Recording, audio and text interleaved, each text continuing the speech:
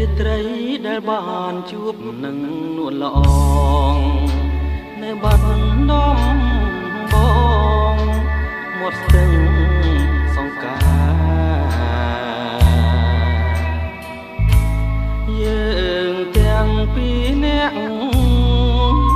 សច្ចាស្បត់ស្បាយក្រោមដួងព្រះខែរះពេញបរមីរៀមលូកដៃអោបក្រសោបកាយអូន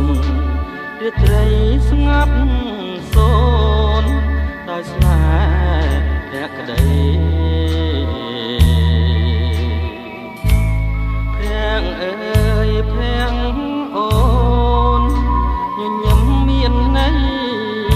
ប្រហើក្លិនស្រីជាប់នឹងដៃបងរាត្រីរនោចដូចផ្ដើមនឹកនឹងពើសល់តែតវ៉ាសស័ព្ទឆ្លើយឆ្លងជុំនោះទៀងអូនដែលធ្លាប់សាសងលើបាត់ដំបងមាត់ស្ទឹងសង្ការសូមផ្ដាំតាមទឹកភ័និកតាមខ្យល់ឲ្យឆោមនេះមុលវិលមករកស្នេហ៍ដូចរាត្រីកាលពេញបរមីខានាស្ទឹងសង្កែក្រុងបាត់ដំបង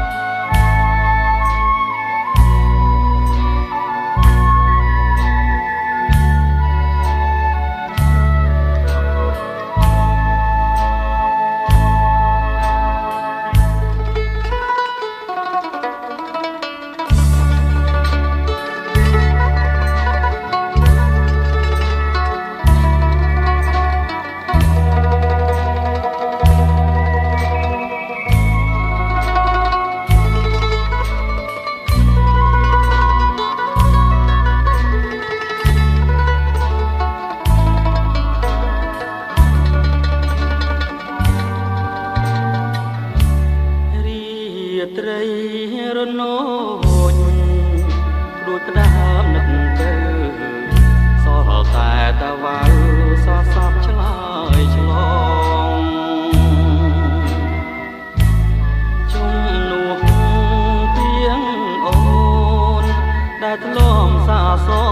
ងនៅបាត់ដំបងមាត់ស្ទឹងសង្ការសូមផ្ដាំតាមទឹកផ្ញើនឹកតាមខ្យល់ឲ្យឆោមនេះ